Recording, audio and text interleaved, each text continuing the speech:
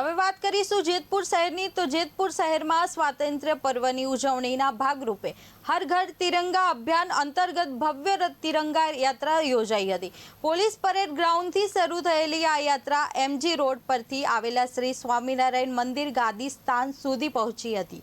યાત્રામાં ધારાસભ્ય જયેશભાઈ રાદડિયા, નગરપાલિકાના પ્રમુખ, ઉપપ્રમુખ અને અધિકારીઓ, મામલતદાર, ડીવાયએસપી સહિત પોલીસ અધિકારીઓ, કર્મચારીઓ, વિવિધ શાળાના વિદ્યાર્થીઓ, શિક્ષકો, શહેરના અગ્રણીઓ, રાજકીય આગેવાનો અને ભાજપના કાર્યકર્તાઓ મોટી સંખ્યામાં જોડાયા હતા।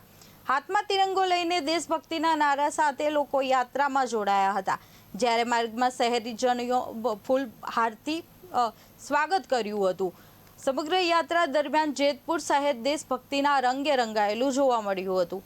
ધારાસભ્ય જયેશભાઈ રાદડિયાએ જણાવ્યું કે તિરંગો દેશનું આન બાન અને શાન છે અને દેશની આઝાદી તથા રક્ષા માટે બલિદાન આપનાર વીરોને યાદ કરી તિરંગાની શાન જાળવવાનો સંકલ્પ સૌએ લેવો જોઈએ।